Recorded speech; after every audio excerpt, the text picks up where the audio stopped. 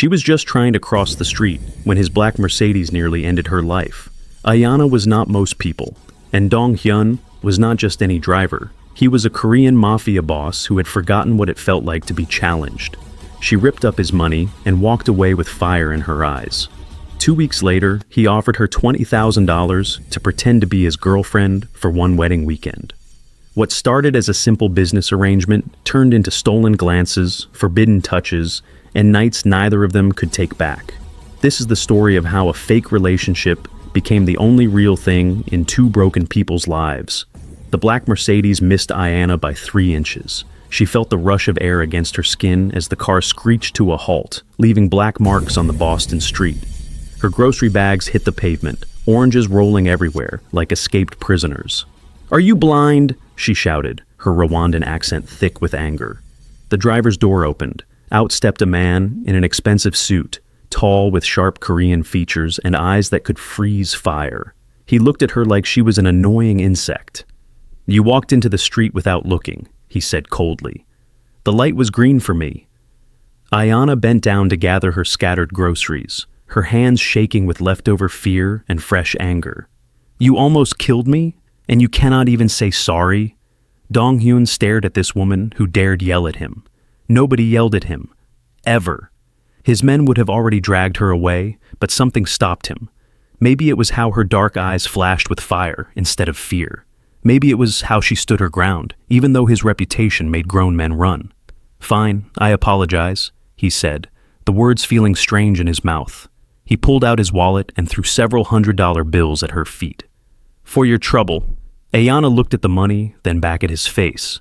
She picked up one bill, ripped it in half, and threw it back at him. "I do not want your dirty money. I want you to learn how to drive properly." She gathered what remained of her groceries and walked away, her back straight and proud. Dong-Hyun stood there, stunned, watching her disappear into the crowd. His driver, Ji-hoon, cleared his throat nervously. "Boss, should I follow her?" "No," Dong-Hyun said slowly, a strange feeling in his chest. "But find out who she is." 3 days later, Dong-Hyun sat in a small coffee shop in downtown Boston, pretending to read a newspaper. He had followed Ji-hoon's report here. The shop smelled like fresh bread and brewing coffee, nothing like the expensive restaurants he usually visited. Ayanna appeared from the back room, tying an apron around her waist. She moved between tables with easy grace, smiling at customers, refilling cups. When she reached his table, she froze. "You," she said flatly. "Me," he agreed, looking up. "Coffee, black." "We have many coffee shops in Boston. Why are you in mine?"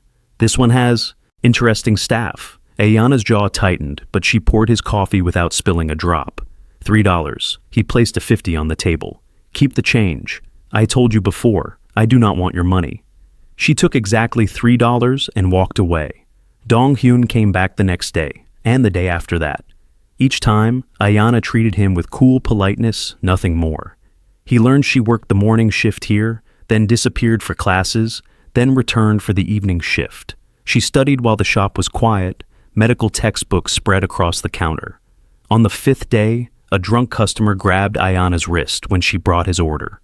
"Sit with me, pretty African girl," the man slurred. "I will pay you good."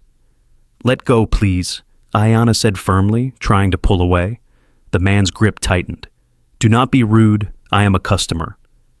Dong-Hyun was out of his seat before he realized he had moved. He grabbed the drunk man's arm and twisted until the man released Ayanna with a yelp. "She said let go," Dong-Hyun said quietly, but his voice carried enough threat to make the drunk man turn pale. "I did not mean anything," the man stammered, recognizing danger when he saw it. "Leave, now." The man practically ran out of the shop. The other customers suddenly found their phones very interesting. Ayanna rubbed her wrist, looking at Dong-Hyun with confusion instead of gratitude.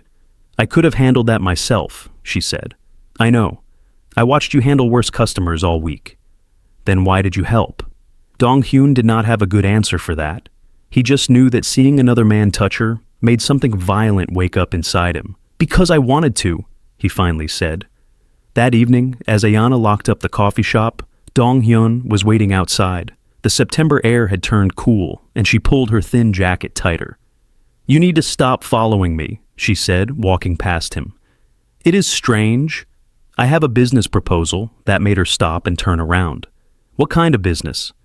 The kind that pays well. Walk with me? Against her better judgment, Ayanna fell into step beside him. They walked through the Boston Common as lights began twinkling in the trees. Dong-Hyun explained about his cousin's wedding, his grandmother's demands, his need for a pretend girlfriend for one weekend. You want to pay me to be your fake date? Ayanna laughed, but there was no humor in it. That is the most American thing I have ever heard.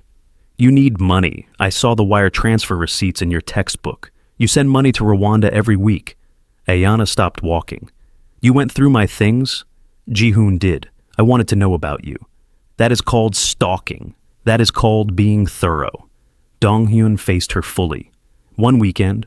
You pretend to like me in front of my family. I pay you $20,000, enough to bring your whole family here, based on visa costs Ji-hoon researched.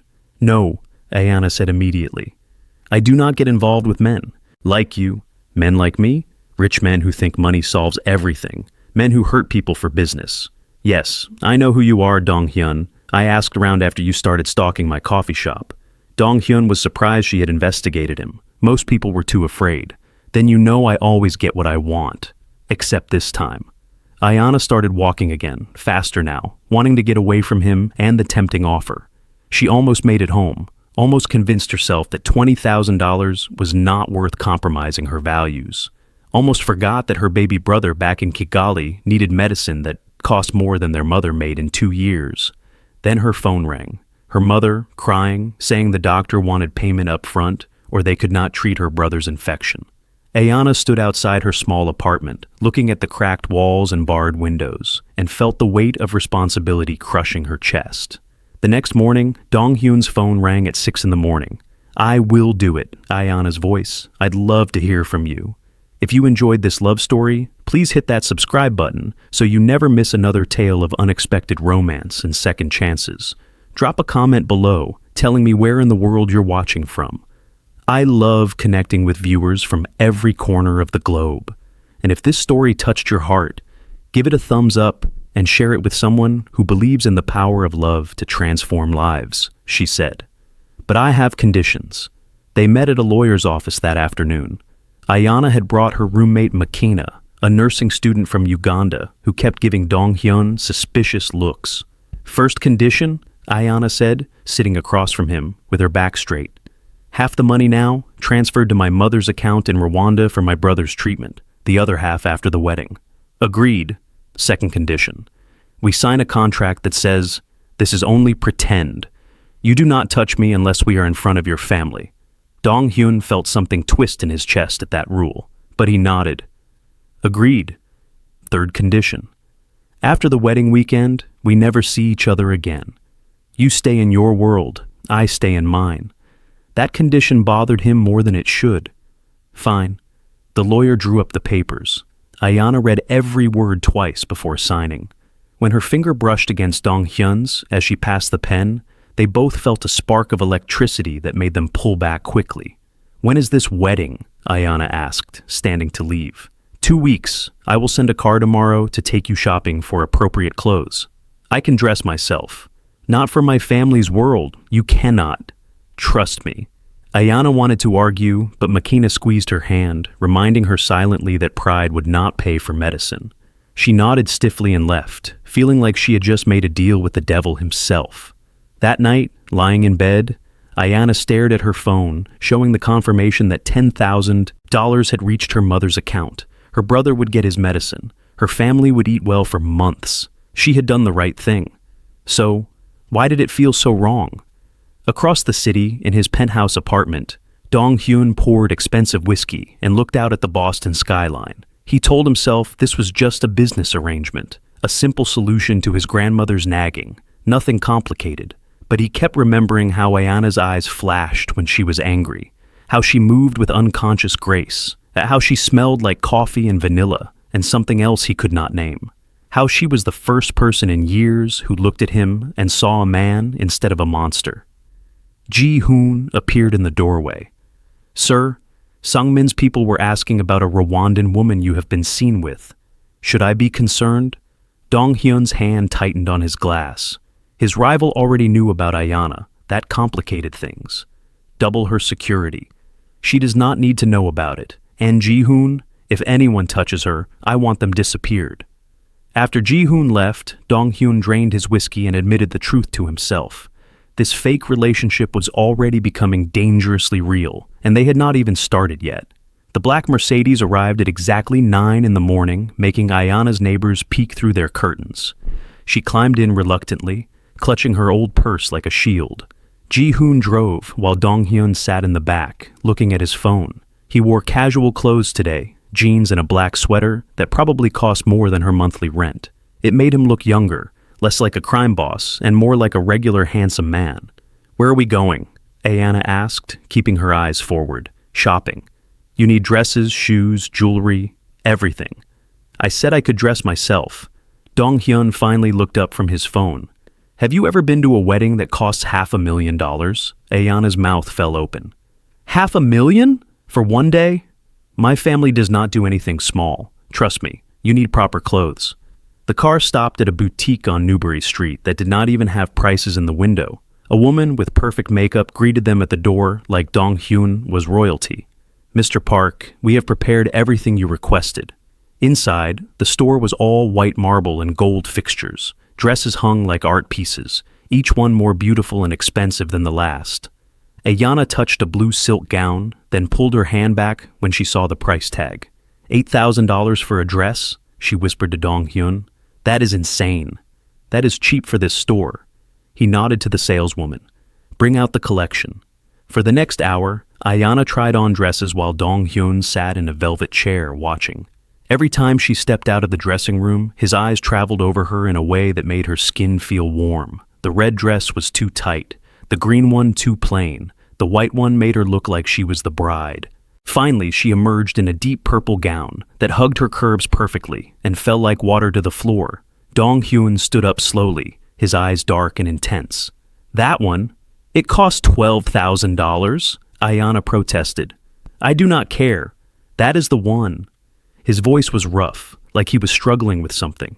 The saleswoman, sensing the tension, quickly offered champagne and left them alone. Ayanna looked at herself in the mirror, barely recognizing the elegant woman staring back. "I look like someone else," she said quietly. Dong-Hyun came to stand behind her, not touching, but close enough that she could feel his heat. "No, you look like yourself, just dressed appropriately for the role." Their eyes met in the mirror. The air between them felt thick and dangerous. Ayanna remembered the contract rule about not touching, but right now, she almost wanted him to break it. "We should buy shoes," she said, stepping away quickly. They left the boutique with 6 dresses, 4 pairs of shoes, and a jewelry set that Dong-Hyun insisted she keep after the wedding. Ayanna felt guilty about the money spent, but she had to admit the clothes were beautiful. "Lunch," Dong-Hyun announced as they walked down Newbury Street. "There is a good Korean restaurant nearby." The restaurant was small and warm, smelling like garlic and spices. Dong-Hyun ordered for both of them, explaining each dish as it arrived. Ayanna watched his face soften as he talked about the food from his childhood. "My mother used to make kimchi every fall," he said, picking up his chopsticks. "The whole house would smell like cabbage and red pepper for weeks." "Used to?" Ayanna asked gently. "She died when I was 12. Cancer." "I am sorry." Ayanna thought about her own mother, still alive and strong in Rwanda, and felt grateful. "My father died 4 years later. Not from sickness." Dong-Hyun's voice went flat and cold. "From business?" Ayanna understood what that meant. She reached across the table without thinking and touched his hand. "You were only 16? Dong-Hyun looked at her small hand on his, surprised by the gesture. "Yes. I had to take over everything, become hard fast, or die. That is not fair. You were still a child. Life is not fair." But he did not pull his hand away from hers. They ate in comfortable silence for a while. Ayanna tried the spicy dishes and laughed when her eyes watered. Dong-Hyun smiled, actually smiled, and it transformed his whole face. "You have a nice smile," Ayanna said before she could stop herself. "You should use it more." "I do not have many reasons to smile in my line of work." "Maybe you are in the wrong line of work." Dong-Hyun's face closed off again. "I did not choose this life. It chose me." After lunch, they walked through the Boston Public Garden. September sunshine filtered through the trees, making everything golden. Families fed ducks by the pond. Couples held hands on benches. Normal people living normal lives. "Tell me about Rwanda," Dong-Hyun said, suddenly. "I want to know where you come from." Ayanna talked about her village, about green hills and red soil, about her mother who sold vegetables in the market and her 3 younger siblings. She talked about leaving at 18 with nothing but hope and determination, about working terrible jobs to send money home, about dreaming of becoming a nurse so she could help her community. "You are very brave," Dong-Hyun said quietly. "No, just desperate." Bravery and desperation look the same from the outside. "I think you are wrong. Desperation makes people weak. You are strong." They stopped at a bench overlooking the pond. Dong-Hyun pulled out his phone and showed her pictures of his family. His stern grandmother who raised him after his parents died. His older sister Hae-won, who became a doctor to escape the family business. His many cousins who still treated him like the little boy who used to steal cookies. "They seem nice," Ayanna said, though the photos made her nervous. These people would be judging her, looking for cracks in their fake relationship. "They are also very nosy. We need to practice." "Practice what?" "Acting like a couple. Come here." Dong-Hyun held out his hand. Ayanna hesitated, then placed her hand in his. His fingers closed around hers, warm and strong. He pulled her closer on the bench until their thighs touched. "We need to be comfortable with casual touch," he explained, though his voice sounded strained. "My family will notice if we are stiff around each other." "Okay," Ayanna whispered, very aware of how his thumb was stroking circles on her wrist.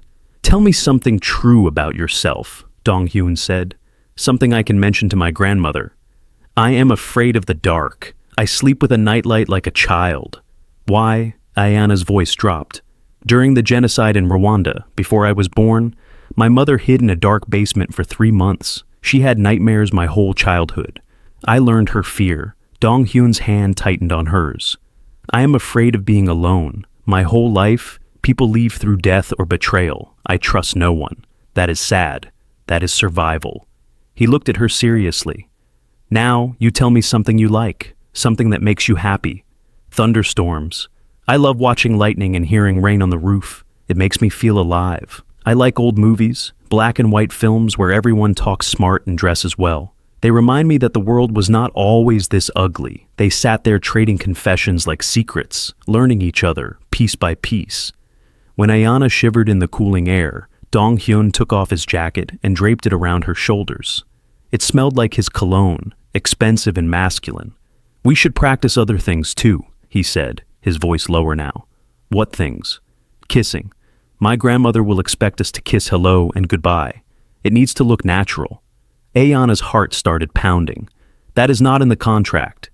The contract says I cannot touch you unless we are in front of my family. Right now, we are practicing for when we are in front of my family." It was a weak excuse, and they both knew it. But Ayanna did not pull away when Dong-Hyun leaned closer. She let her eyes flutter closed when his hand cupped her cheek. She gasped when his lips touched hers, soft and testing. The kiss started gentle, just a press of mouths, but then Dong-Hyun's other hand slid into her hair and pulled her closer. Ayanna's hands grabbed his shirt, holding on as the world tilted. His tongue traced her bottom lip, asking permission, and she opened for him without thinking. When they finally broke apart, both were breathing hard. Ayanna touched her swollen lips, shocked by how much she wanted to kiss him again. "That was good practice," Dong-Hyun said roughly. "Yes, very convincing." They both knew they were lying. That evening, Ji-hoon drove Ayanna home. She watched the city lights blur past, feeling confused and scared. This was supposed to be simple. Pretend for a weekend, take the money, move on with her life. But nothing about Dong-Hyun felt simple anymore. Her phone buzzed with a text from him. "Same time tomorrow. We need more practice." Ayanna knew she should say no, should keep distance between them, should remember this was all fake. Instead, she texted back, "Okay." Across the city, Dong-Hyun sat in his office while his men discussed business, but he was not listening. He was remembering how Ayanna tasted like coffee and sugar, how she made small sounds when he deepened the kiss, how perfectly she fit against him. Ji-hoon appeared at his side. "Boss, we have a problem. Sang-min knows about the girl. He sent flowers to her apartment today." Dong-Hyun's blood went cold. What kind of flowers? Black roses, with a note saying he looks forward to meeting her. It was a threat, a clear, direct threat. Sang-min was telling Dong-Hyun that Ayanna was now a target, a weakness to exploit. Dong-Hyun stood up, fury making his movements sharp. Triple her security. I want eyes on her every second. And find out how Sang-min learned about her so quickly. After everyone left, Dong-Hyun stood at his window, looking out at the city he controlled through fear and violence. He had made a terrible mistake by bringing Ayanna into his world, even temporarily. The smart thing would be to end the agreement now, pay her off, send her away before Sang-min could use her against him. But when he picked up his phone to text her, his fingers would not type the words, because somewhere between their first fight in the street and their kiss in the park, this fake relationship had started to feel like the only real thing in his empty life. The Mercedes drove through iron gates into another world. Ayanna pressed her face against the window, staring at the massive Newport mansion that looked like something from a movie. Ocean waves crashed against rocks below the cliff, and white tents dotted the lawn like giant flowers. "This is someone's house?" she breathed. Dong-Hyun smiled slightly. "My uncle owns 3 houses. This is just his summer place. Your family is very rich and very watchful. Remember, we have been dating for 4 months. We met when I went to your coffee shop every morning for 3 weeks straight before asking you out." Ayanna recited the story they had practiced. "You were shy at first. I thought you just really liked coffee. And you finally said yes when I learned to say good morning in Kinyarwanda." "Mwaramutsa," Ayanna said, testing him. "Mwaramutsa," Dong-Hyun repeated perfectly, making her smile despite her nervousness. The car stopped at the front entrance where people in expensive clothes were greeting each other. Dong-Hyun came around to open Ayanna's door, offering his hand. When she took it, he pulled her close and kissed her temple. "You look beautiful," he whispered. "Just breathe. I will be right beside you." Ayanna wore the purple dress from their shopping trip, her hair styled in elegant braids that McKenna had spent 2 hours creating. She felt like a princess in a fairy tale, except the prince was a criminal and the castle was full of people waiting to catch her in a lie. "Dong-Hyun!" An elderly woman rushed forward, surprisingly fast for her age. She had sharp eyes and a warm smile. "You finally brought her to meet us." "Grandmother, this is Ayanna. Ayanna, my grandmother, Sunja." Ayanna bowed respectfully the way Dong-Hyun had taught her. "It is an honor to meet you, Mrs. Park." Sunja grabbed both of Ayanna's hands, studying her face carefully. "Beautiful and polite. How did my rude grandson catch someone like you?" "He was very persistent," Ayanna said honestly. Sunja laughed, a bright sound that made others turn to look. "I like her already. Come, child. You must meet everyone before they start gossiping about you." The next hour passed in a blur of names and faces. Cousins and aunts and uncles, all curious about the mysterious girlfriend Dong-Hyun had kept secret. Most were friendly, but Ayanna felt them watching, judging, measuring her against some invisible standard. Then Hae-won arrived. Dong-Hyun's sister was elegant in a cream suit, her hair cut short and professional. She looked at Ayanna with the same intense gaze as her brother, but colder. "So, you are the coffee shop girl," Hae-won said in English. "I prefer Ayanna," she replied calmly. "How exactly did you meet my brother?" "The real story, not the romantic version for grandmother." Dong-Hyun stepped closer to Ayanna, his hand finding the small of her back. "Hae-won, be nice." "I am being nice. I am simply curious how a nursing student from Rwanda ends up dating the most dangerous man in Boston." Ayanna felt her temper rise at the condescending tone. "He almost hit me with his car. I yelled at him. He seemed to like that I was not afraid." The truth surprised Hae-won into silence. Several nearby relatives laughed, and the tension broke. Hae-won's expression softened slightly. "Well, you are either very brave or very stupid. I have not decided which yet." "Maybe both," Ayanna said with a small smile. After Hae-won walked away, Dong-Hyun leaned down to whisper in Ayanna's ear. "You did well. She respects people who stand up to her. She does not trust me. She does not trust anyone. Doctor training made her suspicious of everything." They were assigned a room on the 2nd floor with a view of the ocean. Ayanna walked inside and stopped. There was only one bed, massive and covered in white silk. "I will sleep on the couch," Dong-Hyun said quickly. That couch is too small for you. We can share the bed, we are both adults. But when night came after the rehearsal dinner, the situation felt less simple. Ayanna changed in the bathroom, emerging in modest pajamas that suddenly felt too thin. Dong-Hyun was already in bed, bare-chested, reading something on his phone. Ayanna tried not to stare at the muscles in his arms and chest, at the scars that marked his skin like a violent history book. She climbed into the far side of the bed, putting 3 pillows between them like a barrier. "Good night," she said stiffly. "Good night, Ayanna." She turned off her lamp and lay in the darkness, hyper-aware of Dong-Hyun's breathing just feet away. The ocean sound through the window should have been soothing, but her heart would not stop racing. "Can I ask you something?" Dong-Hyun's voice came through the dark. "Yes." "Do you really want to be a nurse? Or is that just what you tell people?" Ayanna thought about lying, then decided on truth. "When I was 9, my baby sister got malaria. We had to walk 6 miles to the clinic. She almost died because we could not afford the medicine right away. I decided then that I would become someone who could help people like my family. That is a good reason. Why did you stay in the Mafia business? You are smart enough to do anything else." Dong-Hyun was quiet for a long time. "Because everyone expects me to be a monster. It is easier to be what people expect than to try to be something else and fail. That is a sad way to live. That is the only way I know." Ayanna wanted to say more, to tell him he could change, but exhaustion pulled her under. She dreamed of her village, of her mother's face, of home. She woke to thunder shaking the windows.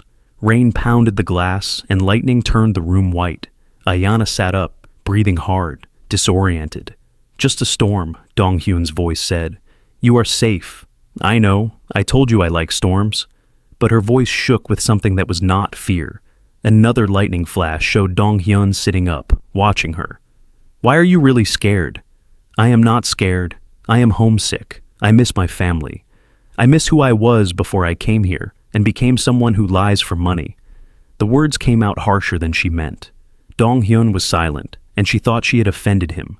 Then the mattress shifted as he moved closer, removing the pillow barrier. "Come here," he said softly. Ayanna should have said no, should have kept the distance between them. Instead, she let him pull her against his chest, his arms wrapping around her like protection from the storm and her own doubts. "You are still the same person," Dong-Hyun said against her hair. "Strong and brave and kind. Taking money to help your family does not change that." "How do you know? Maybe I am weak. Maybe I sold myself too easily. You are the strongest person I have ever met." His hand rubbed slow circles on her back. "You left everything you knew to build a better life. You work 2 jobs and go to school. You sacrifice for people you have not seen in years. That is not weakness." Ayanna tilted her head back to look at him. Lightning flashed, showing his face serious and open in a way she had never seen before. Without thinking, she reached up and touched his cheek. "You are not as bad as you think you are," she whispered. Dong-Hyun caught her hand and pressed it to his lips. "You do not know the things I have done. I know the man who learned my language to make me smile, who protected me from a drunk customer, who holds me during storms. That man is not a monster." The air between them changed, becoming heavy and warm. Dong-Hyun's hand slid up her back, tangling in her braids. Ayanna's breath caught as he leaned down slowly, giving her time to pull away. She did not pull away.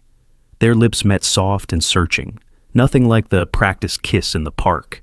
This kiss was real and desperate, tasting like truth and want. Ayanna's hands explored his bare chest, while his fingers traced patterns on her skin that made her gasp. "We should stop," Dong-Hyun said against her mouth, even as he pulled her closer. "Yes, we should," Ayanna agreed, even as she kissed him deeper. They did not stop. Dong-Hyun rolled her beneath him, his weight pressing her into the mattress in a way that felt safe instead of trapped. He kissed down her neck, finding places that made her arch and moan. Ayanna pulled at his shoulders, wanting him closer, wanting everything the contract said they should not want. "Tell me to stop," Dong-Hyun said, his hand sliding under her pajama top. "Tell me this is wrong." "It is wrong," Ayanna breathed. "It breaks all our rules." "Then why does it feel so right?" Ayanna had no answer except to pull him down into another kiss. Thunder rolled overhead as they discovered each other through touch and taste. When Dong-Hyun finally pulled back, they were both breathing hard, clothes twisted and hair tangled. "We cannot do this," he said, resting his forehead against hers. "You deserve better than me." "What if I want you anyway? Then you are crazier than I thought." But he smiled when he said it, that rare, beautiful smile that made him look young. They fell asleep wrapped together, the storm still raging outside. When Ayanna woke at dawn, she was tucked against Dong-Hyun's side, his arm heavy across her waist. She lay still, listening to his heartbeat, knowing everything had changed between them. The wedding day started with chaos. Bridesmaids rushed around with makeup and flowers. Groomsmen argued about ties and cufflinks. Ayanna helped where she could, grateful to be busy instead of thinking about last night. The ceremony was beautiful. The bride cried. The groom looked nervous and happy. Sunja dabbed her eyes with a handkerchief. And when the officiant talked about love and commitment, Ayanna felt Dong-Hyun's hand find hers in the crowd. At the reception, they danced together while everyone watched. Dong-Hyun held her close, moving with surprising grace for such a dangerous man. "Everyone is staring at us," Ayanna whispered. "Let them stare. You are the most beautiful woman here. You are required to say that. I am your fake girlfriend. I would say it even if you were not." The music swelled, and Ayanna let herself imagine this was real, that she belonged in this world, that the man holding her actually loved her instead of just paying for her time. Then she saw him over Dong-Hyun's shoulder, a man in an expensive suit, watching them with cold calculation. He raised a glass in a mocking toast, and Ayanna felt ice run down her spine. "Who is that?" she asked. Dong-Hyun turned to look and went rigid. "Sang-min, he should not be here. Is he dangerous?" "Very." Dong-Hyun pulled her closer. "Stay with me. Do not go anywhere alone." Sang-min approached through the crowd, his smile sharp as a knife. "Dong-Hyun, what a lovely wedding, and who is this beautiful creature?" "My girlfriend. Ayanna, this is Sang-min, an old business associate." "Business rival," Sang-min corrected, his eyes traveling over Ayanna in a way that made her skin crawl. "It is rare to see Dong-Hyun bring a date anywhere. You must be special." "I like to think so," Ayanna said, keeping her voice steady. "Be careful with this one," Sang-min told her, his tone friendly but his eyes cold. "He has a habit of getting people hurt. Just ask his parents." Dong-Hyun moved so fast Ayanna barely saw it. One moment they were standing normally. The next, Dong-Hyun had Sang-min's wrist in a crushing grip. "Leave, now. Before I forget we are at a family wedding?" Sang-min laughed, unconcerned. "I just came to pay my respects, and to let you know that I will be seeing more of your lovely girlfriend. We have mutual interests now." He walked away, and Ayanna felt Dong-Hyun shaking with rage beside her. What did he mean by that? Nothing. He is just playing games. But Ayanna saw the worry in Dong-Hyun's eyes and knew he was lying. She had stepped into something more dangerous than she understood, and there was no easy way out anymore. The rest of the reception passed in nervous celebration. Sunja pulled Ayanna aside and whispered that she was good for Dong-Hyun, that he smiled more in 2 days than he had in 2 years. Haewon gave her a business card and told her to call if she ever needed help, which felt like grudging approval. That night, back in their room, Ayanna sat on the bed while Dong-Hyun made phone calls in harsh Korean. When he finally hung up, his face was dark with worry. "Tell me the truth," Ayanna demanded. "What does Sang-min want with me?" Dong-Hyun sat beside her, taking her hands. "He wants to hurt me by threatening you. I should never have brought you into this. But you did. So now what happens? Now I protect you. And after tomorrow, you go back to your normal life and forget about me." Ayanna pulled her hands away. "What if I do not want to forget about you?" "You should. I am poison to everyone I care about. Stop deciding what is good for me. I am not a child." They stared at each other, the air thick with unspoken feelings. Finally, Dong-Hyun spoke, his voice raw. "I am falling in love with you, Ayanna. Real love, not pretend. And that terrifies me, because everyone I love ends up dead or destroyed." Ayanna's heart stopped, then started again too fast. "I am falling in love with you too, and yes, it terrifies me, but I am not running away. You should run, as far and as fast as you can. Make me." Dong-Hyun kissed her then, hard and desperate, like he was trying to memorize the taste of her. Ayanna kissed back with equal desperation, knowing they were diving into something that could destroy them both. When they finally broke apart, Dong-Hyun pressed his forehead to hers. "Whatever happens next, I need you to promise me something." "What?" "That you will trust me. Even when things get bad. Even when you want to hate me. Trust that everything I do is to keep you safe.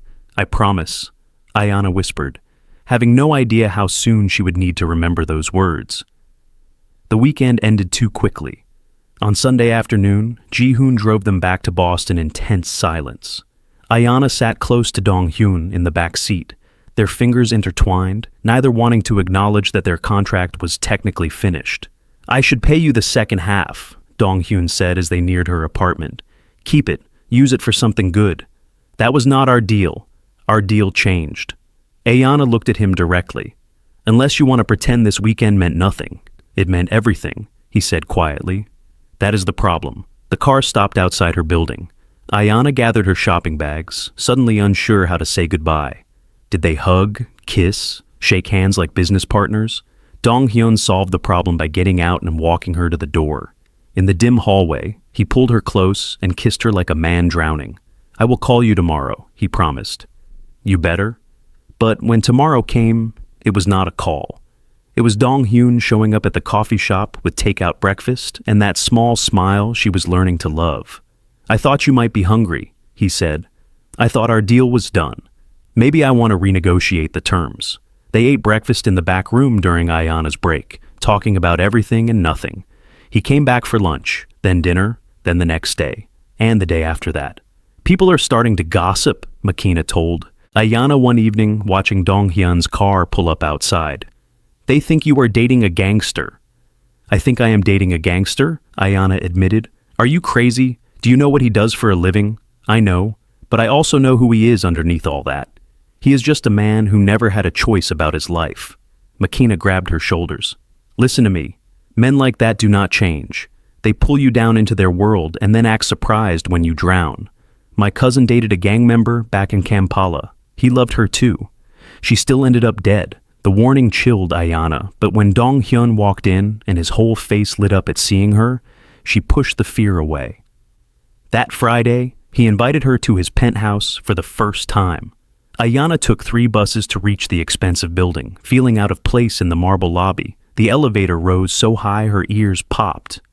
Dong-Hyun opened the door in casual clothes, jeans, and a soft shirt that made him look touchable. "Come in, I cooked." "You cook?" "I have many hidden talents." The penthouse was minimalist and cold, all glass and steel with views of the entire city.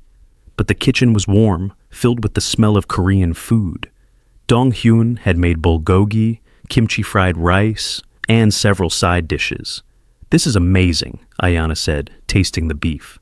"Where did you learn to cook like this?" "My mother. Before she got sick, she taught me all her recipes. Said a man should know how to feed himself and the people he loves."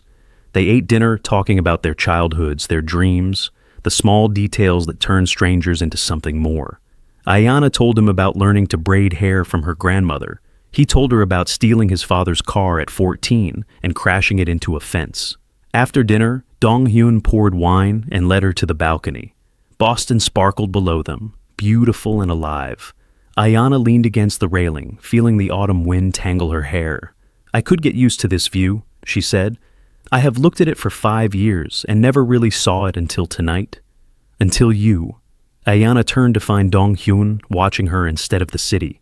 The intensity in his eyes made her breath catch. "Why are you looking at me like that?" "Because I am trying to understand how you became so important so fast. Maybe some people are meant to find each other. I do not believe in fate. Then what do you believe in? Right now, I believe in this." Dong-Hyun cupped her face and kissed her slowly, thoroughly, like he had all the time in the world. Ayanna melted into him, her hand sliding up his chest to lock behind his neck. The kiss deepened, became heated. Full of need they had been ignoring for days. When Dong-Hyun's hand slid down to grip her waist, Ayanna gasped against his mouth. "We should go inside," he said roughly. "Unless you want the whole city to watch." He led her back through the penthouse to his bedroom, and Ayanna's pulse raced with nerves and want. This was different from the wedding weekend. This was a choice made with clear minds and open hearts. Are you sure? Dong-Hyun asked, giving her one last chance to change her mind. I am sure. Are you?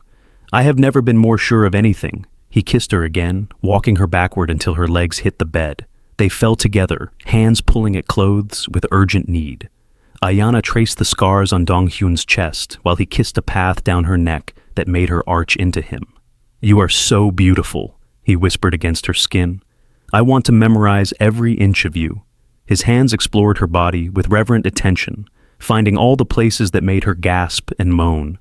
Ayanna pulled him closer, wrapping her legs around his waist, wanting to feel his weight and heat. Please, she breathed. I need you. Dong-Hyun's control snapped. He kissed her deeply while their bodies moved together, finding a rhythm that felt ancient and new at the same time. Ayanna clutched his shoulders, overwhelmed by sensation and emotion. When they finally fell apart, both breathing hard and tangled together, Ayanna felt tears on her cheeks. Not sad tears, but overwhelmed ones. Dong-Hyun wiped them away gently, kissing her eyelids. Did I hurt you? He asked, concerned. No, it was perfect. You are perfect. I am far from perfect. Perfect for me, then. They made love twice more that night. Slower the second time, playful the third. Between rounds they talked in the darkness, sharing secrets and dreams. Ayanna traced his scars and made him tell the story of each one. Dong-Hyun played with her hair and asked about her favorite memories from childhood. I could stay here forever, Ayanna whispered as dawn began lightening the sky. Then stay. Move in with me. Let me take care of you. Ayanna propped herself up on one elbow to look at him. That is a big step. I know, but I'm tired of saying goodbye to you every night. I want to wake up to your face every morning. I need to think about it. Take all the time you need. Just know that I am serious about this. About us. Ayanna kissed him softly, her heart full of feelings she was not ready to name yet. She fell asleep wrapped in his arms, safe and warm and happy. She woke to her phone ringing. Makina's voice came through panicked and scared. Ayanna, you need to come home right now. Something terrible has happened. Ayanna sat up, cold fear replacing warm sleepiness. What happened? Someone broke into our apartment. They left a message for you. Dong-Hyun was already getting dressed, his face hard and dangerous. He drove to Ayanna's apartment, breaking every speed limit, his hands tight on the wheel.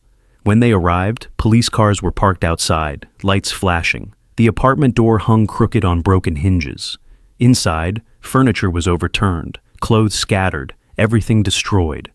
On the wall, written in red spray paint, were 4 words. You belong to me, now. Ayanna stared at the message, her blood turning to ice. Makina stood in the corner, crying, wrapped in a blanket while giving her statement to police. A detective approached Dong-Hyun with wary recognition. Mr. Park, I assume you know something about this? Where is Makina's roommate? Dong-Hyun asked instead of answering. The other woman who lives here?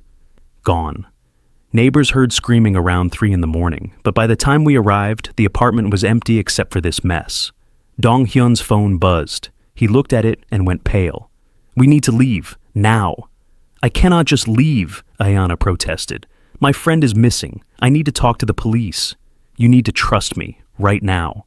His voice was hard, leaving no room for argument. Ji-hoon appeared in the doorway, his face grim. He nodded once at Dong-Hyun, some silent communication passing between them. Dong-Hyun grabbed Ayanna's arm and pulled her toward the door. Wait, I need to get some things. There is no time. We leave now, or people die. The cold certainty in his voice scared her, more than the destroyed apartment. Ayanna let him pull her outside, where 2 more black cars waited. Ji-hoon helped Makina into one vehicle, while Dong-Hyun pushed Ayanna into another. As they sped away, Ayanna saw men in suits securing her building. What is happening? Where are we going? Somewhere safe. Sang-min has Makina's roommate. He is using her as bait to draw you out. Then we have to help her. We cannot just leave her with him. If we go to him now, you both die. I need time to plan a rescue properly. This is my fault, Ayanna said, her voice breaking. She got taken because of me. Dong-Hyun's hand found hers, squeezing tight. This is my fault. I brought you into my world without thinking about the consequences. But I promise you, I will get your friend back safely. They drove for an hour out of Boston, finally stopping at a house surrounded by woods. Armed men patrolled the perimeter. Inside, the house was comfortable, but clearly a fortress, with cameras and weapons everywhere. "You will stay here until I deal with Sang-min," Dong-Hyun said, leading her to a bedroom. "You will be safe. My best men are guarding this place. I do not want to be safe. I want my friend back, and you will have her back, but I need you to be patient." Ayanna grabbed his shirt, making him look at her. "You said at the wedding to trust you even when I want to hate you. I am choosing to trust you now.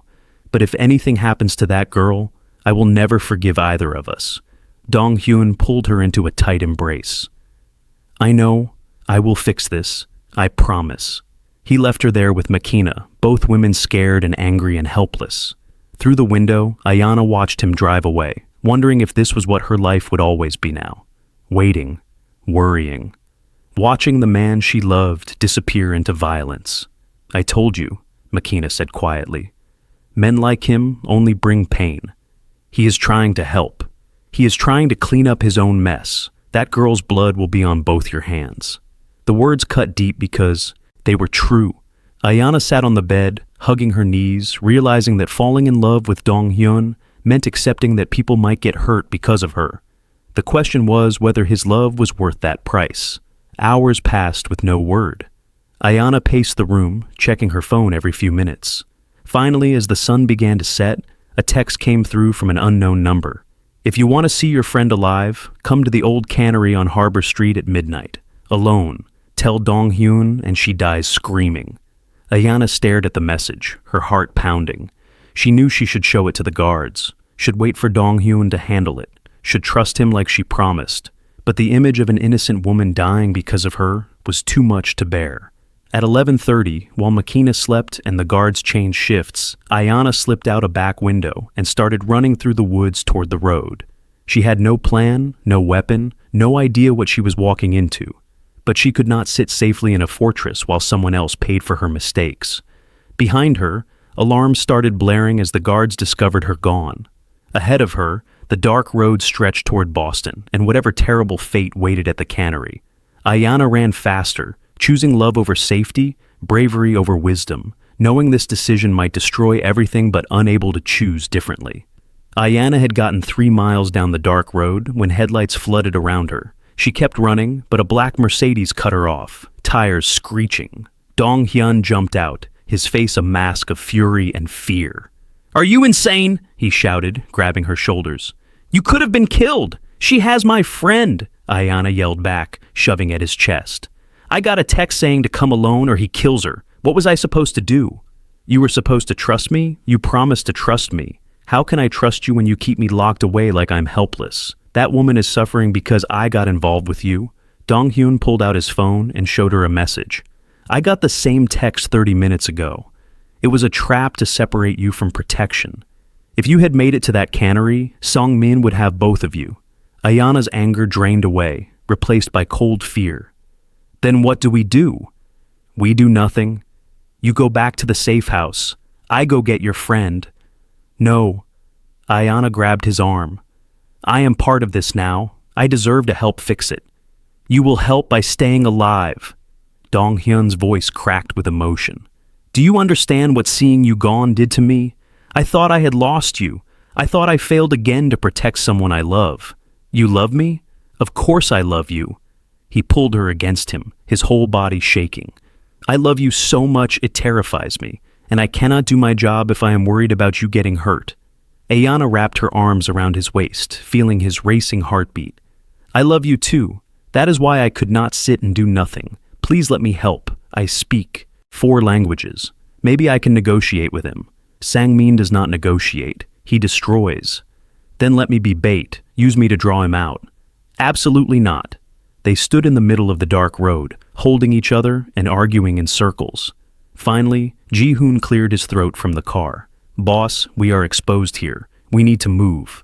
Dong-Hyun helped Ayanna into the Mercedes, but instead of driving back to the safe house, they headed toward Hartford. "There is another property, more secure. We will plan there."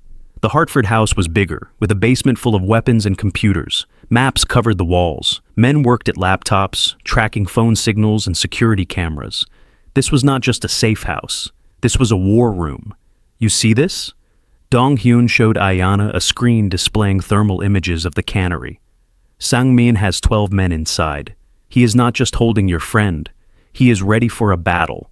Then we give him one. I give him one. You stay here where I know you are safe. Ayanna looked at the determined faces around the room. All these men willing to risk their lives. An idea formed, dangerous and desperate. What if I told you I know something about Sang-min that could help? Information he does not know I have? Dong-Hyun's eyes narrowed. What information? At the wedding, when he approached us, he was speaking on his phone before that. In Mandarin, not Korean. I speak Mandarin. I heard him tell someone that he has a weapons shipment coming through Boston Harbor tomorrow night. Pier 7. The room went silent. Ji-hoon spoke first. If we could intercept that shipment, we would cripple his operation for months. It is too convenient, Dong-Hyun said. Why would he speak openly about something that important? Because nobody expects a Rwandan woman to speak Mandarin, Ayanna said. I learned it in my translation classes. He probably does not even remember I was standing there. Dong-Hyun studied her face, looking for lies. If you are wrong, good people die. I am not wrong. I know what I heard. He turned to Ji-hoon. Verify it. Check all our harbor contacts. See if there is any unusual activity scheduled for Pier 7. While they worked, Dong-Hyun pulled Ayanna into a private room. The space was sparse, just a desk and a couch, but the door locked and the walls blocked sound. We need to talk about what happens after this, he said. After we rescue my friend? After everything. About us. About whether we have a future. Ayanna sat on the couch, suddenly exhausted. Do we have a future? Your world is violence and danger. My world is studying for nursing exams and sending money home. How do those worlds fit together? Dong-Hyun knelt in front of her, taking her hands. I have been thinking about that, about what you said at the wedding, how I could choose a different path. People do not just leave the Mafia, no, but they can transition, move the business toward legitimate operations. It would take years, but it is possible. My sister did. She got out. Your sister became a doctor? What would you become? I do not know yet, but I know I want to become someone worthy of you. He pressed his forehead to their joined hands. You make me want to be better, to build something instead of destroying things. Ayanna's heart felt too full for her chest. She slid off the couch to kneel with him on the floor, cupping his face in her hands. You are already worthy. You just cannot see it because you have been told you are a monster for so long. Maybe I needed someone to show me different. They kissed then, soft and slow, a promise instead of passion. When they pulled apart, Ayanna saw tears in Dong-Hyun's eyes. I am so scared of losing you, he whispered. Then we both need to survive whatever comes next. A knock interrupted them. Ji-hoon's voice came through the door. Boss, we confirmed it. Sang-min has a container ship docking at Pier 7 tomorrow at 11. Customs paperwork shows machine parts, but our contact says it is weapons. Dong-Hyun stood, pulling Ayanna up with him. His face shifted from vulnerable to calculating. Then we have leverage. Get Sang-min on the phone. Tell him I want to trade. Trade what? Ji-hoon asked. Myself for the woman. He wants to hurt me. Here is his chance. No. Ayanna grabbed his arm. You cannot trade your life. I am not planning to die, but he will not pass up the chance to meet face to face. Dong-Hyun looked at Ji-hoon. Set it up. Neutral location. Tomorrow before the shipment arrives. He will be distracted thinking about his weapons. That is when we strike. The plan came together quickly. Too quickly for Ayanna's comfort. Dong-Hyun would meet Sang-min at an abandoned warehouse with Ji-hoon and 2 guards. Meanwhile, another team would hit the cannery to rescue Makina's roommate. A third team would intercept the weapons shipment. What about me? Ayanna asked. Where do I fit in this plan? You stay here, under guard, not negotiable. Everything is negotiable. Dong-Hyun pulled her aside again, his voice low and urgent. Please, Ayanna, I am asking you to do this one thing for me. Let me go into this fight knowing you are safe. I cannot focus if I am worried about you, and I cannot sit here doing nothing while you risk your life. Then sit here and be my reason to survive. Be the thing I fight to get back to. Ayanna wanted to argue more, but the look in his eyes stopped her. This man who trusted no one was trusting her with his heart. The least she could do was trust him with the plan. Fine. But you come back to me, Dong-Hyun. You hear me? you come back. I will always come back to you. They spent the rest of the night planning, checking weapons, coordinating timing. As dawn approached, Dong-Hyun pulled Ayanna into the bedroom and locked the door. "We have a few hours before this starts," he said, pulling her close. "I want to spend them with you." They made love slowly, savoring every touch and kiss like it might be the last. Ayanna memorized the feel of his hands on her skin, the sound of his breathing, the way he whispered her name like a prayer. When they finished, tangled together in the sheets, she felt tears on her cheeks again. "Promise me something," she said. "Anything. Promise that if something goes wrong, you will not do something stupid trying to save me. Your life matters too." "I cannot promise that. You are my life now, Dong-Hyun." He kissed her quiet. "No. Listen to me. I spent 16 years being empty, just going through motions, building power, but having nothing worth protecting. You changed that. You gave me something to live for. So, if it comes down to my life or yours, I choose yours every time. That is not fair. Love is not fair. It is selfish and desperate and worth dying for." They held each other as the sun rose, both knowing that by sunset, everything might be different. The plan was good, but plans only worked until the first shot was fired. After that, chaos ruled. At 10 in the morning, Dong-Hyun suited up. He wore a bulletproof vest under his shirt and carried 2 guns, one at his hip and one at his ankle. He looked like what he was, a man preparing for war. "I will call you when it is over," he promised, kissing Ayanna one last time. "I will be waiting." She watched from the window as he and Ji-hoon drove away, a convoy of black cars following. The house felt too quiet without him, too empty. Makina sat in the corner, arms wrapped around herself. "He is going to die," Makina said flatly. "They all die eventually, men like that. He is not going to die," he promised. "Promises do not stop bullets." Ayanna turned on her friend, anger replacing fear. "Why are you being like this? He is trying to save your roommate. And I appreciate that. But I also see you falling deeper into his world. Soon you will not be able to get out. Soon you will be like those Mafia wives who smile at parties while their husbands murder people. I know who he is. I am choosing him anyway. Then you are choosing pain. I hope he is worth it." Ayanna did not answer because she was not sure herself. All she knew was that when Dong-Hyun looked at her, she felt seen in a way no one else ever managed. When he held her, she felt safe despite the danger. When he loved her, she felt whole. Maybe that made her stupid. Maybe Makina was right. But Ayanna would rather be stupid and in love than smart and alone. The hours crawled by. Noon came and went. 1 o'clock, 2 o'clock, no phone call, no update. Just terrible silence and waiting. At 3, Ayanna's phone finally rang. But it was not Dong-Hyun's number. It was unknown. "Hello? Hello, beautiful Ayanna?" Sang-min's voice made her skin crawl. "Your boyfriend is bleeding on my warehouse floor. Would you like to hear him scream?" The phone went dead before she could respond. Ayanna stood frozen, her whole world collapsing. Then she was moving, grabbing car keys from the guard station, running for the garage. "You cannot leave," a guard shouted. "Then shoot me, but I am going to him." She drove like a demon possessed, barely staying on the road. The warehouse address was burned into her brain from studying the maps earlier. 40 minutes outside Hartford. 40 minutes of pure terror, wondering if Dong-Hyun was alive or dead. When she arrived, the warehouse looked deserted. No cars, no guards, just an old building slowly rotting in an abandoned industrial park. Ayanna knew it was a trap. Knew she should call for backup. Knew she was doing exactly what Sang-min wanted. She walked inside anyway, because love made people do stupid things. The warehouse was dark and echoing. Then lights blazed on, blinding her. When her vision cleared, she saw Dong-Hyun tied to a chair, blood running from his nose and a cut above his eye. Ji-hoon and the other guards lay unconscious nearby. "Welcome."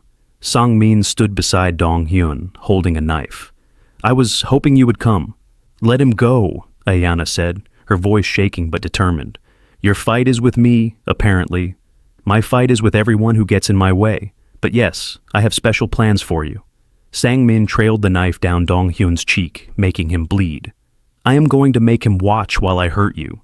Then I am going to kill him slowly. Then maybe I will keep you as a pet. Dong-Hyun's eyes met Ayanna's across the warehouse, and she saw both fury and despair there. He had tried to protect her, and she had walked straight into danger anyway. "I am sorry," she mouthed silently. "Do not apologize," Dong-Hyun said out loud, his voice rough. "We both knew it would end like this." Sang-min laughed. "How romantic. True love destroyed by stupidity and bad choices. My favorite kind of tragedy." He moved toward Ayanna with the knife, and she braced herself for pain. But then a voice echoed through the warehouse. "I would not do that if I were you." Haewon stepped out of the shadows, holding a gun steady in both hands. Behind her, more people emerged. Police. Actual police, not guards or criminals. Sang-min's face went pale. "What is this?" "This is called a sting operation," Haewon said. "Ayanna has been wearing a wire since she entered. You just confessed to kidnapping, assault, and attempted murder on camera, in front of witnesses. Everything happened fast after that.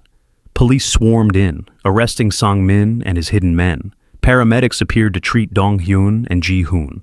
Someone wrapped a blanket around Ayanna's shoulders as reaction set in. Haewon approached her, removing the tiny microphone taped under Ayanna's shirt. "You did good.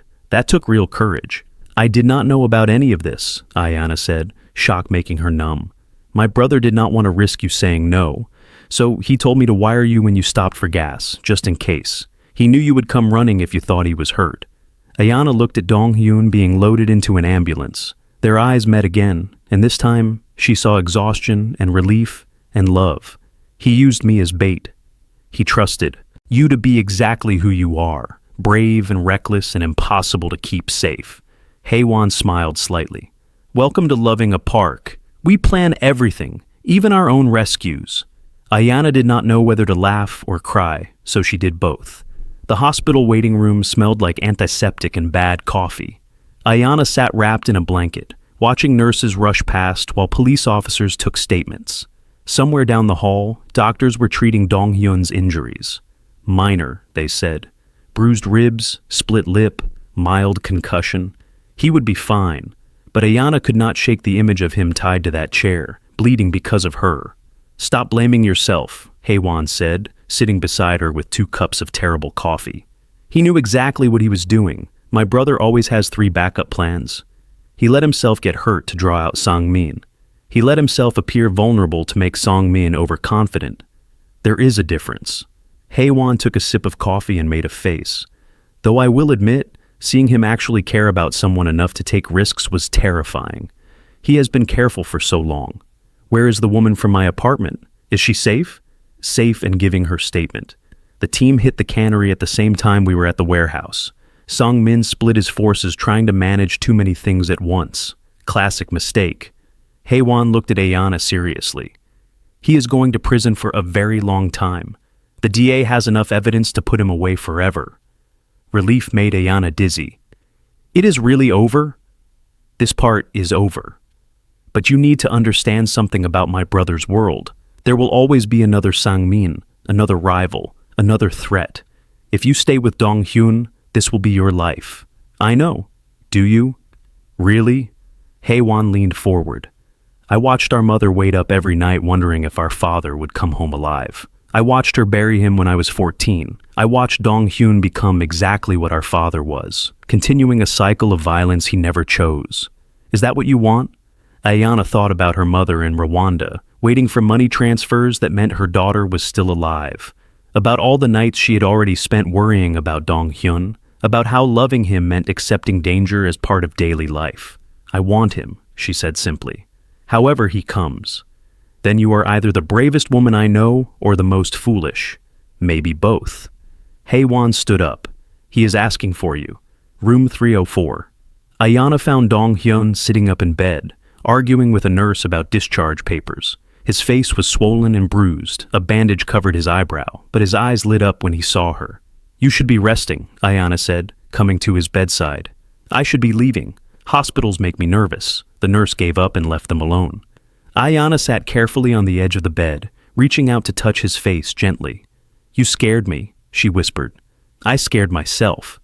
When you walked into that warehouse, I forgot every part of the plan except keeping you alive." He caught her hand and pressed it to his lips. I am sorry I used you without explaining everything. Haewon said, you knew I would come. I hoped you would trust me enough to stay safe. But I know you well enough to plan for your stubbornness. He smiled, then winced as it pulled his split lip. We make a terrible team, both of us too willing to die for the other. Maybe we need to work on staying alive together instead. I would like that. They sat in comfortable silence until Ayanna remembered. What about the weapons shipment? Did your people intercept it? Dong-Hyun's smile turned sharp and satisfied. Federal agents are currently unloading $15 million worth of illegal weapons from Songmin's ship. Turns out Haewon has friends in law enforcement. She made sure the right people knew where to look. Your sister is scary. She gets it from our grandmother. He pulled Ayanna closer despite his injuries. Ji-hoon told me something interesting while we were waiting for Songmin to show up. What? He found evidence that Haewon has been feeding information to Songmin for months, not to help him, but to manipulate both of us into this exact situation. Ayanna pulled back, shocked. She wanted you to fight Songmin?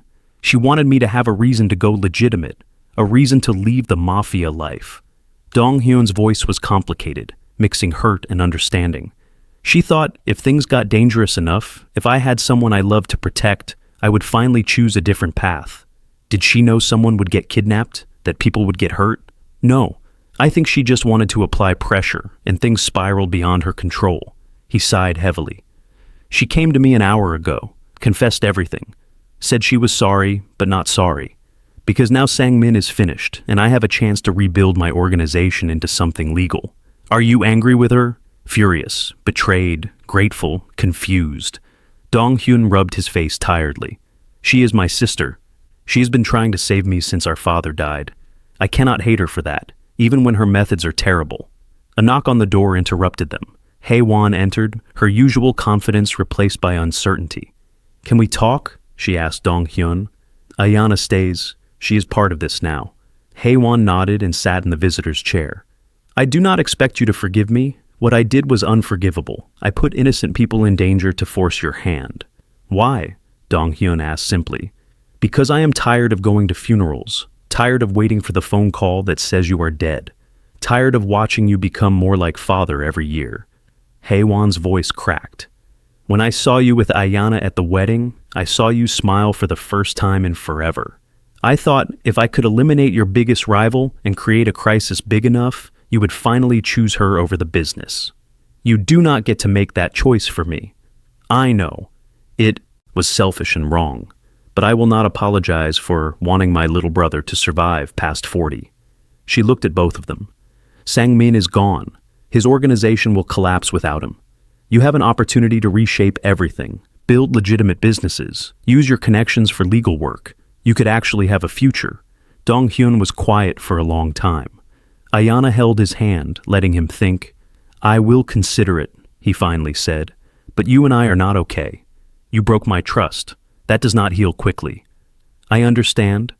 Haewon stood to leave. For what it is worth, I like Ayanna. She is good for you. Do not mess this up.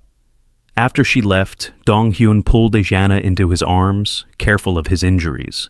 My family is complicated. All families are complicated. Will you still want to be part of mine after all this?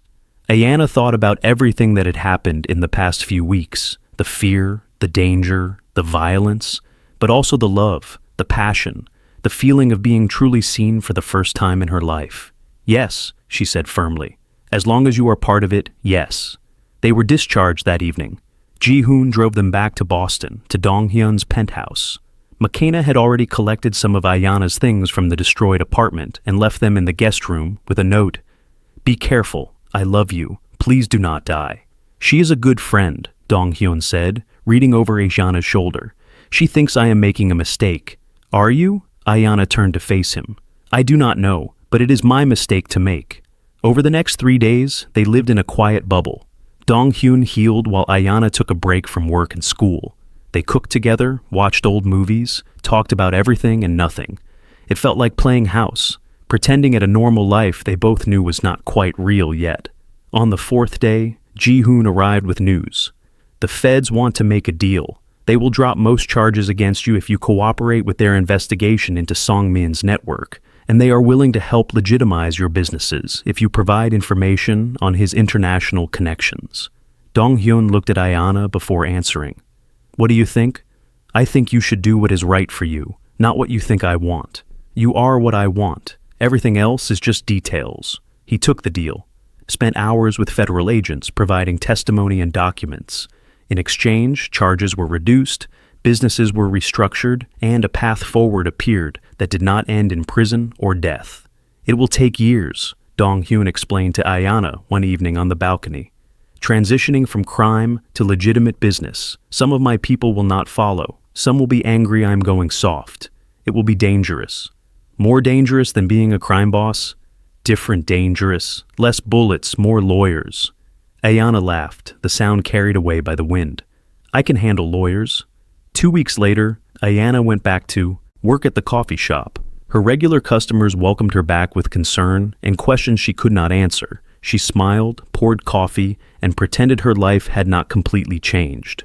During her lunch break, Dong-Hyun appeared with takeout from her favorite Ethiopian restaurant. You do not have to keep bringing me food, she said, but she was smiling. I know, I want to. He set up their lunch in the back room. I have something to ask you. That sounds serious. It is. Dong-Hyun took her hands. Move in with me, officially. Bring all your things, not just the emergency bag Makina packed. That is a big step. We have already survived attempted murder together. Living together seems less scary. Ayanna pretended to think about it, even though her heart was already saying yes. I have conditions. Name them. First, I keep working and going to school. I will not be a kept woman. Agreed, though I reserve the right to pay your tuition. Second, we visit Rwanda together. I want you to meet my family for real, not for a fake wedding. I would love that. Third, you have to tell me the truth about your business. All of it. No more secrets that protect me from reality. That one made Dong-Hyun pause. Even the ugly parts? Especially the ugly parts. I cannot be your partner if I do not know what I am partnering with. Deal. He pulled her close. When do we leave for Rwanda? You are serious about going? I want to see where you come from. Meet the family you love so much. Ask your mother's permission to keep loving you. Ayanna felt tears prick her eyes. She will like you. She has a soft spot for difficult men. She married one. They spent the afternoon making plans. Dong-Hyun would finish testifying, then they would spend 2 weeks in Rwanda. He wanted to fund the medical clinic Ayanna dreamed about. She wanted to show him her village, her school, the hills where she used to play as a child. I am scared, Ayanna admitted that night, lying in Dong-Hyun's bed that was slowly becoming their bed. Of what? That this is too good, that something will go wrong and destroy it. Dong-Hyun rolled to face her, his bruises already fading to yellow and green. Something probably will go wrong. Life is messy and complicated, but we will handle it together. Promise? I promise to try. I promise to choose you every day. I promise to build a life worth living instead of just surviving. He kissed her softly. Is that enough? It is everything. They made love that night with new understanding. This was not just passion or need. This was commitment. This was choosing each other despite the danger, despite the complications, despite every rational reason to walk away. The next morning, Ayanna woke to find Dong-Hyun already up, making Korean breakfast in the kitchen. She watched him move around, humming softly, looking more relaxed than she had ever seen him. What are you thinking about? He asked, catching her staring. About how my life went from ordinary to extraordinary in just a few weeks. Good extraordinary or bad extraordinary? Still deciding. But she was smiling when she said it. Her phone rang, her mother's number from Rwanda. Ayanna answered in Kinyarwanda, expecting the usual weekly check-in. Instead, her mother was crying. Happy crying. The money came through, she sobbed. Enough for all of us to apply for visas. Enough for your brothers to go to good schools. Who did this? Who sent so much money? Ayanna looked at Dong-Hyun, who suddenly became very interested in the eggs he was cooking. A friend, Ayanna said softly. A very good friend. After she hung up, she walked to Dong-Hyun and wrapped her arms around him from behind. You did not have to do that. I know, but you have been sending them money for years, struggling to make ends meet. I can help. Let me help. On one condition. What? You let me help you too. Not with money. With becoming the person you want to be. We build this new life together. as equals. Dong-Hyun turned in her arms and kissed her thoroughly. Equals, partners, forever. Forever is a long time. Not long enough with you? Outside the penthouse windows, Boston woke up to another ordinary day. But for Ayanna and Dong-Hyun, nothing would ever be ordinary again. They had chosen the complicated path, the dangerous path, the path that led through darkness towards something that might be light. And they would walk it together, one careful step at a time. 6 months changed everything and nothing. Sang-min went to prison for 40 years. His organization collapsed, the pieces absorbed by other families or dismantled by federal investigations. Dong-Hyun spent weeks in courtrooms and meeting rooms, transitioning his operations from illegal to legal. Nightclubs became legitimate businesses. Import-export companies filed proper paperwork. Slowly, carefully, he built something new from the ashes of his old life. It was not perfect.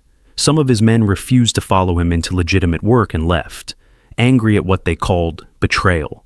Others stayed but complained constantly about regulations and taxes. The transition was messy and expensive and frustrating, but Dong-Hyun came home every night to Ayanna, and that made it worth the struggle. Ayanna graduated from her translation program and got accepted into nursing school. She still worked at the coffee shop 2 days a week because she liked the routine, the regular customers, the feeling of normalcy. Dong-Hyun often stopped by during her shifts, sitting in the corner, reading while she worked, both of them pretending this was just a regular relationship. Makina eventually forgave them both, though she maintained that they were crazy. She moved into a safer apartment that Dong-Hyun helped pay for, accepting the help reluctantly but practically. Haewon and Dong-Hyun slowly rebuilt their trust. It would never be what it was before, but they learned to talk honestly about the betrayal and the love that motivated it. She taught Ayanna how to navigate Dong-Hyun's moods, and Ayanna taught her how to actually relax sometimes. Sunja visited every Sunday for dinner, interrogating Ayanna about wedding plans that did not exist yet. "I am not getting younger," she reminded them constantly. "I want to see great-grandchildren before I die." And through it all, Ayanna and Dong-Hyun learned each other, the small things that made a relationship real, how he liked his coffee, how she needed silence in the mornings, how they both had nightmares sometimes and held each other through the dark hours. In March, they finally flew to Rwanda. Ayanna's mother met them at the Kigali airport, tiny and strong and immediately suspicious of the rich Korean man her daughter brought home. But when Dong-Hyun greeted her and carefully practiced Kinyarwanda, thanking her for raising such an amazing daughter, her face softened. "He is pretty," she told Ayanna in rapid Kinyarwanda. "But can he work? Pretty men are useless if they cannot work. Mama, he is standing right here. I know. I want him to hear." Dong-Hyun surprised everyone by spending the next week working alongside Ayanna's brothers in their small farm plot. He was terrible at it initially, city-soft hands getting blistered and sunburned. But he kept trying, laughing at himself, letting the children teach him. "I like him," Ayanna's mother finally declared. "He does not act too important. That is good." They spent their days visiting Ayanna's old school, the market where her mother sold vegetables, the church where she used to sing in the choir. Dong-Hyun asked endless questions, took pictures, listened to stories about Ayanna's childhood. "You were a wild child," he said one evening, sitting on the porch of her family's small house while the sun set over green hills. "I had to be. Quiet girls do not survive. I wish I could have known you then. You would have hated me. I was bossy and loud and always getting in trouble. I would have loved you." He pulled her close. "I love you now, and you are still bossy and loud." "I am not loud. You are loud. It is one of my favorite things about you." On their last night in Rwanda, Dong-Hyun asked Ayanna's mother for permission to marry her daughter. He did it formally, in Kinyarwanda he had been practicing for weeks, with gifts and respect. Ayanna's mother looked at him for a long time. "You come from violence. Will you bring violence to my daughter's life?" "I am trying very hard not to," Dong-Hyun said honestly. "I cannot promise perfect safety, but I can promise that I will spend every day trying to be worthy of her." "That is a good answer." She turned to Ayanna. "Do you want to marry this man?" "Yes, Mama." Even knowing his past, even knowing the danger, even knowing everything, her mother nodded slowly. "Then you have my blessing. But if he hurts you, I will find him and hurt him back." "I believe you," Dong-Hyun said seriously. And he did. That night, under stars brighter than any they could see in Boston, Dong-Hyun and Ayanna walked through the village to a quiet spot overlooking the valley. "I do not have a ring yet," Dong-Hyun said. "I wanted to wait until we were here, in your home, to ask properly." "You already asked my mother. Now I am asking you. Ayanna, will you marry me? Will you build a life with me that is nothing like the one I came from? Will you be patient while I figure out how to be a good man instead of just a powerful one?"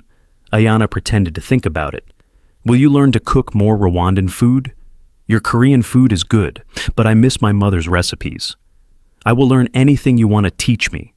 Will you let me finish nursing school without complaining that I study too much? Yes, though I reserve the right to distract you sometimes. Will you love me even when I am difficult and stubborn and refuse to do the smart thing? Especially then. Then yes, I will marry you." They kissed under the African sky, sealing promises that felt both terrifying and right. When they finally pulled apart, Ayanna was crying happy tears. "I never thought I would find this," she whispered. "Someone who sees all of me and still stays. I never thought I deserved this. Someone who sees all of me and still loves me." They stayed in Rwanda one extra week, exploring the country together. Dong-Hyun fell in love with the green hills, the friendly people, the sense of community Ayanna had grown up with. He understood her better now, seeing where she came from. On their last day, they visited the site where Ayanna wanted to build her medical clinic. It was just empty land now, but Dong-Hyun walked the property with an architect's eye, already planning. "We could break ground next year," he said. "After the wedding, make it our first real project together. Our wedding present to my village." Exactly. Back in Boston, they threw themselves into wedding planning. Soonja wanted a traditional Korean ceremony. Ayanna's mother, who flew in 2 months early to help plan, wanted traditional Rwandan elements. The wedding became a beautiful, chaotic blend of two cultures. They chose a venue overlooking Boston Harbor, where city met ocean. Hae-won agreed to be Dong-Hyun's best person. Makina stood as Ayanna's maid of honor, still skeptical but supportive. The wedding morning started with Rwandan traditions. Ayanna's female relatives dressed her in traditional clothes first, singing songs and giving advice about marriage. Then she changed into her white wedding gown, modern and elegant. Dong-Hyun wore a traditional Korean hanbok for the first ceremony, then switched to a Western suit. Ji-hoon, now Dong-Hyun's legitimate business partner, helped him get ready while making jokes about love, making people soft. "You are happy, though," Ji-hoon observed. "Really happy. I have never seen that before." "I did not know I could be this happy," Dong-Hyun admitted. "I thought happiness was for other people." The ceremony blended Korean bows and Rwandan blessings with traditional Western vows. When Dong-Hyun promised to love and cherish Ayanna in both Kinyarwanda and Korean, half the guests cried. When Ayanna promised the same, the other half joined in.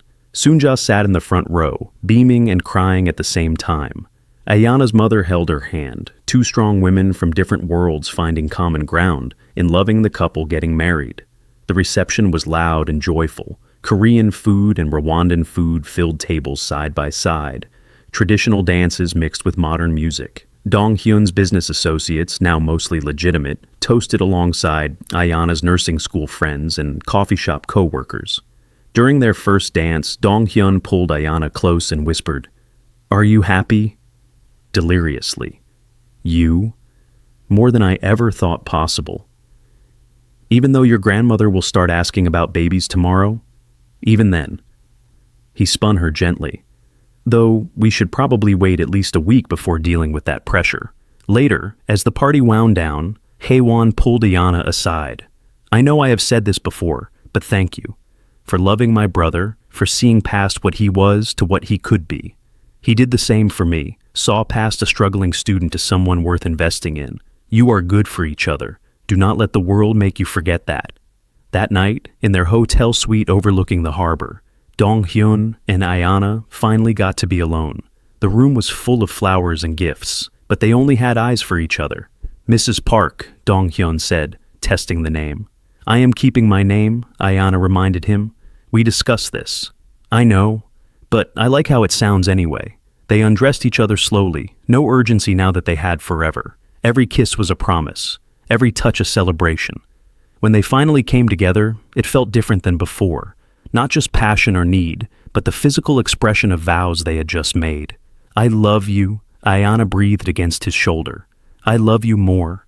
Impossible. They made love and talked and made love again, filling the night with joy.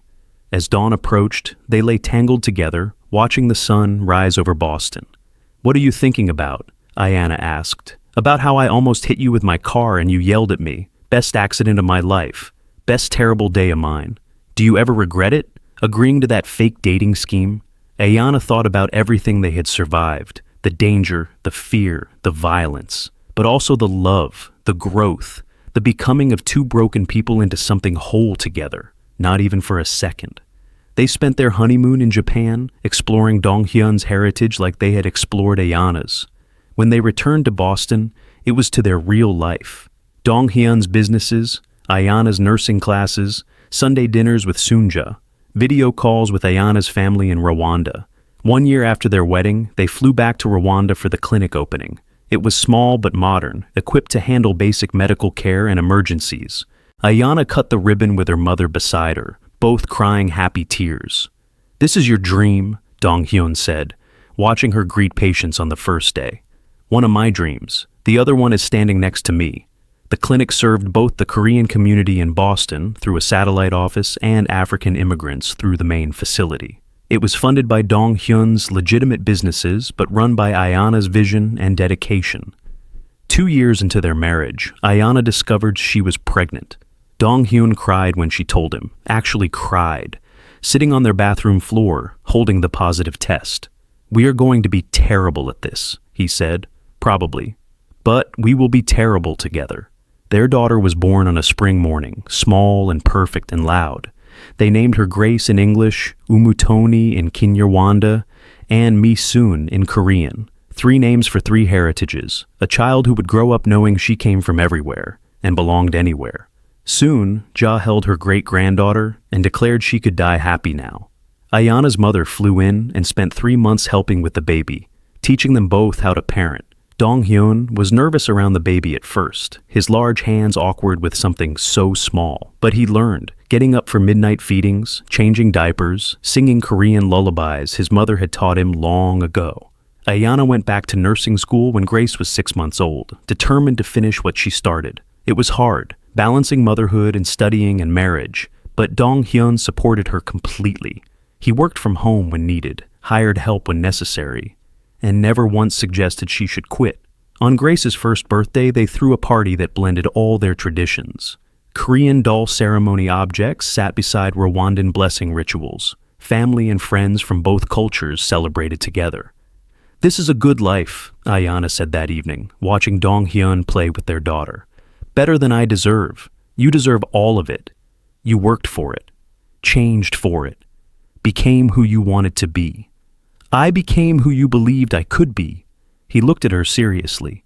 "I would still be that cold, angry man if you had not yelled at me in the street. And I would still be struggling alone if you had not been arrogant enough to think I needed saving. We saved each other. We did." 5 years into their marriage, Dong-Hyun's businesses were completely legitimate. He had become a respected member of Boston's business community, serving on charity boards and advocating for immigrant rights. The man who once ruled through fear now led through example. Ayanna finished nursing school and started working at the clinic full-time. She specialized in immigrant health, helping people navigate the complex American medical system. Her mother visited twice a year, spending months at a time spoiling Grace and teaching her about Rwanda. They were not perfect. They still fought sometimes, both stubborn and passionate. They still had nightmares occasionally about the violence in their past. They still struggled with balancing work and family and personal time, but they fought fair, loved hard, and chose each other every single day. One evening, sitting on their balcony while Grace slept inside, Ayanna asked Dong-Hyun if he was happy. "Happier than I ever thought possible," he said honestly. "You?" "Same. Though sometimes I still cannot believe this is my life." "Which part? The successful clinic? The beautiful daughter? The reformed Mafia husband? All of it. Especially the husband part." She leaned against him. Remember when we signed that contract saying we would never see each other again after the wedding? Best contract I ever broke. Best lie we ever told, pretending we did not have real feelings. I had real feelings from the moment you ripped up my money and walked away. I just did not know what to do with them. Figure it out yet? Still learning. But I have a good teacher. They sat in comfortable silence, watching the city lights twinkle below. This was not the fairy tale ending Ayanna had imagined as a girl. It was messy and complicated, built on a foundation of danger and pretense. But it was real. It was theirs. And it was enough. More than enough. It was everything. Before you go, I'd love to hear from you.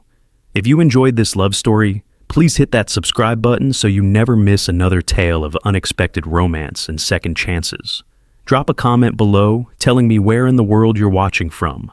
I love connecting with viewers from every corner of the globe. And if this story touched your heart, give it a thumbs up and share it with someone who believes in the power of love to transform lives.